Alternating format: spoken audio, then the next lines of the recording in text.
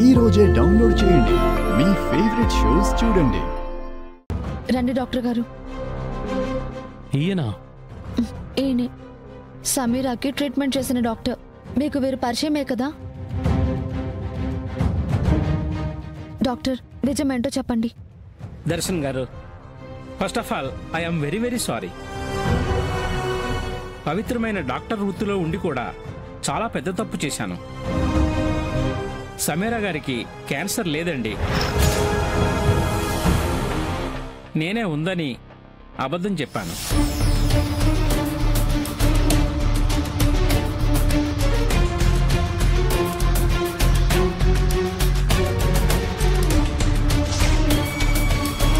Thank you madam. నేను plan చేసినట్టే ఆ దర్శన్ మనల్ని నమ్మేశాడు. సమీరా గారి డబ్బిచ్చి క్యాన్సర్ ఉందని అబద్ధం చెప్పించారు. Once again I am so sorry అండి.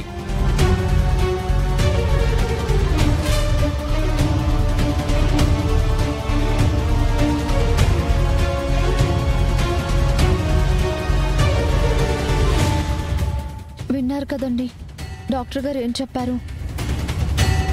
ఇప్పటికైనా వాస్తవాలను అర్థం చేసుకోండి.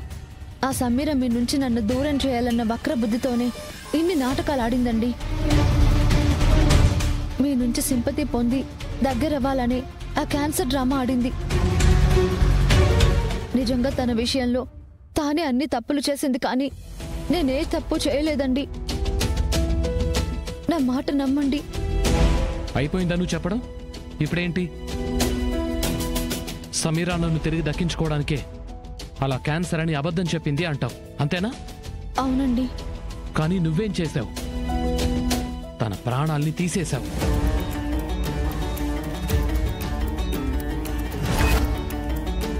అది తప్పు కాదా?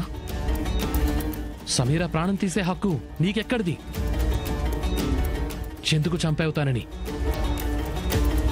నన్ను ప్రేమిస్తుంది, నీకు నన్ను దూరం చేస్తుంది అనే కదా ఇంత పెద్ద పాపాన్ని కొడిగట్టావు.